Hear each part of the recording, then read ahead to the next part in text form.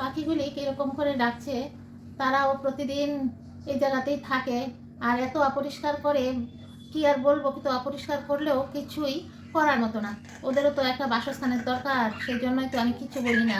আর মানুষের মধ্যে মনুষ্যত্ব নাই, তা থেকে তো পশু পাখি অনেকই ভালো। আর তাদের আমার খুবই ভালো লাগে, আর যারা আমাকে ভালো দেবে তারা একটু মন্দও দিলে আমার এত খারাপ লাগে না, কারণ ভালোর ভাগটা বেশি থাকে, মন্দর ভাগটা কমই থাকে, তাই না? আমার তো কিছু খায়ও না, কিছু করে না, শুধু গাছের পাকা পেঁপে বা পেয়ারা এগুলি পাকলে ওরা একটু চুপি চুপি খায়। আর আমার খুবই ভালো লাগে। আমি কি শুধু আমার নিজের জন্যই লাগাই? না, আমি পশু পাখিদের জন্যও লাগাই। ওরা কোথা থেকে খাবে? প্রকৃতি, পশু পাখি না থাকলে তো প্রকৃতির ভারসাম্য থাকবে না। তাই তো আমি প্রকৃতির এই ভারসাম্য থাকার জন্য পাখিদের বলি যে তোমাদের খিদে লাগলে আমার গাছের পাকা পেঁপে খাও। এখনো আমার গাছে পেকে রয়েছে কয়েকটা পেঁপে, কিন্তু পারার মতো কোনো উপায় নাই। এই গাছ অনেক উঁচু হয়ে গেছে, যখনই পারতে যাই তখনই এটা ড্রেনের মধ্যে পড়ে যায়, ওয়ালের বাইরে। কি আর বলবো, ওদের দেখেই আমার মনটা ভালো লাগে। নারীর জীবনটা এমনই একটা জিনিস, নারীর কথা আর কি বলবো। নারী ছাড়াই পৃথিবী চলে না, আর নারীকেই সব কিছুতে দায়ী করা হয়, তা বলার মতো কিছুই নেই। নারী এমনই একজন, সৃষ্টিকর্তা কেন যে এই নারীকে সৃষ্টি করেছেন তাও বুঝতে পারি না। নারীর দুটো হাত না হলে এই পৃথিবীর কোনো কাজই হয় না। নারীর বুদ্ধি ছাড়া এই পৃথিবীর কোনো কিছুই হয় না। যত বড় বড় যা কিছু হচ্ছে তার কিন্তু খুঁজতে গেলে দেখা যাবে কোনো নারীর স্বপ্ন বা কোনো নারীর ইচ্ছা, মনের খুশি, তাই কিন্তু রূপান্তরিত হয়েছে একটা বিশাল কোনো কিছুতে।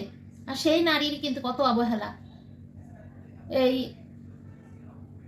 মাতৃত্ব কিন্তু অনেকই দুঃখজনক হয়ে যায় অনেক সময়। কোনো সময় মাতৃত্ব খুব খুশি সুখেরই হয়, তেমনি তো একটি মাতৃত্ব আমার সারাটা জীবন বয়ে নিয়েছে অনেক দুঃখের একটা অবস্থা। মা বাবা বিয়ে দিল, বিয়ে হলো, বিয়ের পরে দেখা গেল আমি সন্তান সম্ভবা হলাম অনেক অল্প বয়সেই, আমার বিয়ে হয়ে গেল। এবং বিয়ে হওয়ার পরেই আমি নিজে বুঝতেও পারলাম না, আমার পড়াশোনার মধ্যেই আমার সন্তানের জন্ম হয়ে গেল।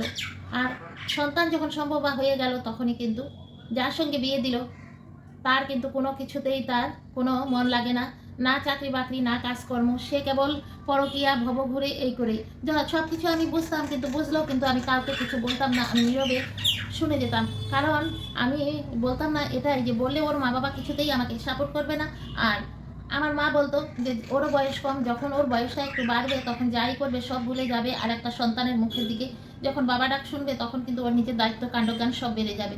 আমিও তাই মনে করলাম যে সেই হবে, যা বলছে তাই হবে। এবং তার বুঝতে বুঝতে দেখা গেল যে সন্তানের মুখ আর তার দেখা হলো না। সন্তানের মুখ না দেখতেই সে আমাকে ছেড়ে রেখে, না বলে আমাকে বলেও নি, কোনো ঝগড়াও না, কোনো কিছু না, সে চলে গেল। এবং সে চলে গিয়ে সে আরেকজনকে নিয়ে সে একদম এমন এমন কোথায় গেল তার কোনো আর খোঁজখবরও পেলাম না। দীর্ঘ কয়েক বছর কেটে গেল, আমি তো বসে থাকলে হবে না, আমি তার মধ্যেই অনেক দুঃখ কষ্ট করে পড়াশোনা শুরু করে দিলাম। কিন্তু বাপের বাড়িতে বিয়ের পরে সন্তান নিয়ে স্বামী ছাড়া কোনো মেয়ে থাকা, পরিবেশও ঠিক নজরে দেখে না। এবং ঘরে যেই ভাইয়ের বউ থাকে সেই ভাইয়ের বউ কিন্তু ভালো চোখে দেখে না। এই কারণে আমি ভাইয়ের বউকে দায়ী করি না, কারণ ভাইয়ের বউ তো চাবে ওর নিজের সংসার। প্রতিটা মেয়েরই কিন্তু বাবার বাড়িতে তার কোনো কিন্তু নিজের বলে কোনো অস্তিত্ব নেই, মেয়েদের নিজের বলে কিছুই নেই অস্তিত্ব, তারপরে আবার বাবার বাড়িতে। তা না, বাবার বাড়িতে কিছুদিনের জন্য জন্ম হয়, যেমন ধান গাছকে আমরা চারা হিসাবে একটা মাটিতে প্রথম ধান বপন করা হয়, তেমনি আমরা মাতৃগর্ভ থেকে একটা জায়গাতে আমাদের বপন করেন সৃষ্টিকর্তা। এবং সেখান থেকে নির্দিষ্ট একটা সময়ে, আগের দিনে তো শুনেছি বলে নাকি 4 বছর, 5 বছর, 6 বছরের মেয়েদেরই সেখান থেকে স্থানান্তরিত হতে হতো শ্বশুরবাড়ি নামক তার সেই তার স্বপ্নের বাসস্থানে। এখনকার দিনে সরকার একটু মায়া করে আইন করে দিয়েছেন যে 18 বছর পর্যন্ত থাকতে হবে, 18 বছরের পরে সেখান থেকে সে স্থানান্তরিত হয়ে যাবে। তেমনি তো ভাইয়ের বউ তো আরেক জায়গা থেকে এসেছে, তার সেই স্বপ্নের সংসারে আরেকজনকে সে তো ভালোবাসবে না। আর তার বাচ্চা হবে, তার বাচ্চা খাবে, তার স্বামী স্ত্রী ওরা চলবে, আনন্দ করবে, সেখানে ননদ বলে আরেকজন যদি এরকমভাবে দিনের পর দিন থাকে, সে তো এটা ভালোবাসবে না। তখন এই করতে করতে হন্যে হয়ে কি করব, পড়াশোনা কিন্তু চালিয়ে গেছি, অনেক দুঃখ কষ্ট করেছি, যা কষ্ট জীবনে কোনো বলার মতো না। বাপের বাড়ি আছে ওলা, হলেও কি হবে, এমন কি বহুত কষ্ট করেছি। মা বাবা বারে বারে চেয়েছেন আঁকড়ে ধরে রাখতে আমার জন্য, ভাইয়ের বউর কাছে অনেক খারাপ হয়েছেন, খারাপের চরম দুর্গতি, তা সত্ত্বেও আর সহ্য করতে পারলাম না। মা বাবাকে সব আত্মগোপন করে তারপরে পড়াশোনার একটা সাইড যখন একটু শেষ হলো, যে এবার কিছু রুজি রোজগার করতে পারবো, তখন কিন্তু বাচ্চাকে নিয়ে ছদ্মবেশে বেরিয়ে চলে এলাম। এবং বেরিয়ে চলে এসে সেখানে এসে চাকরি বাকরি অনেক কিছু কষ্ট করেছি, অনেক কিছু করেছি, এগুলি আর বলে আর শেষ করা যাবে না। এগুলি করে করে তারপরে বাচ্চাকে একটা নির্দিষ্ট টাইমে একটু বড় করলাম। বড় হলো বাচ্চা, স্বাবলম্বী হলো বাচ্চা, কিন্তু সে বাচ্চাও আজ আমাকে প্রশ্ন করছে। বাচ্চা কোনো কিছু করতে চায় না, ভালো করে পড়াশোনা করতে চায় না, সেও আজ প্রশ্ন করছে। যখন ডাক দিলা, কিছু বললা, তখনই ও প্রশ্ন করছে, তুমি কি ভালো? তুমি তো ভালো না, তুমি তো ভালো না, তুমিও তো আরেকজনের ঘরে তোমার বিয়ে হয়েছিল, সেখান থেকে তুমি আমাকে নিয়ে ছেড়ে চলে গেছে, সেখান থেকে আমাকে তুমি নিয়ে এই এতদিন আমাকে এই বড় করলে। আমি কত দুঃখ কষ্ট পেলাম, কিন্তু সেই মা কিন্তু বাচ্চাকে কোনোই কষ্ট দিতে চায়নি।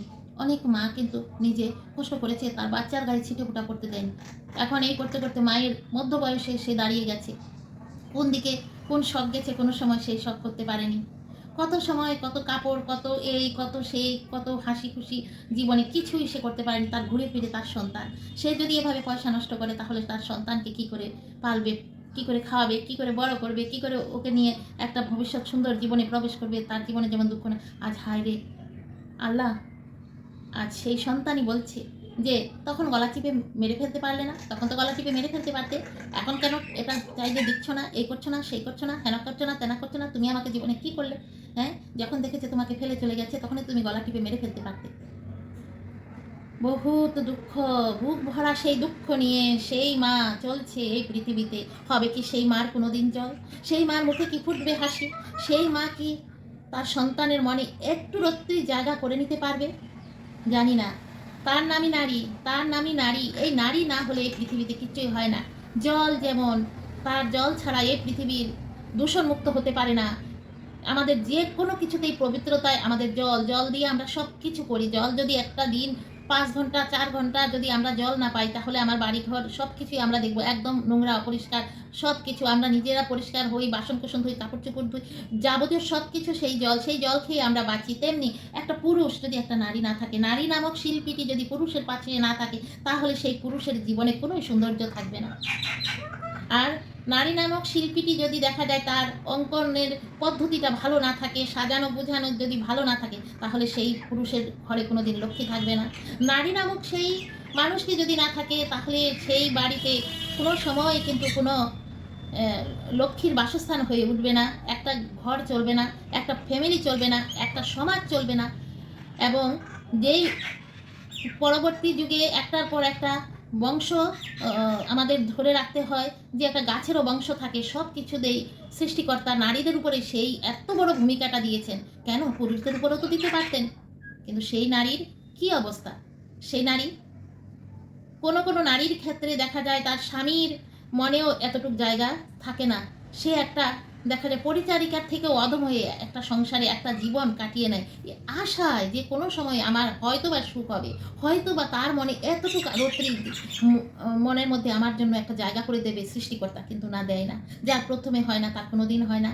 আর সেই নারীর আবার সন্তানেরও, আজকালকার দিনের সন্তানরাও মাকে, যে মা এত কষ্ট করে একটা সন্তান বড় করে, কী কারণে, কী কারণে সেই সন্তানটা একটা বোঝা নিয়ে মা কত কষ্ট করে 10 মাস 10 দিন গর্ভে ধারণ করে সেই সন্তান ভূমিষ্ঠ করে নিজের সেই সন্তানকে নিজের শরীরে রক্ত জল করা দুধ খাইয়ে সেই সন্তানকে বড় করে, তারপরে সেই সন্তানকে পড়াশোনার ব্যাপার হোক, যে কোনো আপদ হোক বিপদ হোক, মায়ের বুকে আঁচলের তলায় রেখে বড় করে তাকে, সেই ছেলে যখন বড় হয়ে যায়, মার মনে কি তার জন্য কোনোই স্থান থাকে না? খুবই দুঃখের একটি কথা বন্ধুরা। আজকে আমি এই কথাটা যে বললাম, এই কথাটা আপনারা লক্ষ্য করে দেখবেন এই সমাজে এখন ঘরে ঘরে। আর এই নারীরাই আবার আমরা কি করি, সমালোচনা। একটা নারীর বিরুদ্ধে আরেকটা নারী সমালোচনা করি, আর এই পরিবেশটা আমরা নারীরাই গড়ে তুলি। আর এই নারীরা যে আমরা এই পরিবেশটা গড়ে তুলি, আমরা কিন্তু নিজেদের পায়ে নিজেরা কুড়াল দিচ্ছি, আমাদের নিজেদের পায়ে নিজেরা কুড়াল দিচ্ছি। তাই বন্ধুরা, আমার আজকের এই কথাগুলি কিরকম লাগলো, গল্প যদি হয়, কিন্তু তবুও গল্প না, এটা একটা নারীর জীবনের সত্য ঘটনা।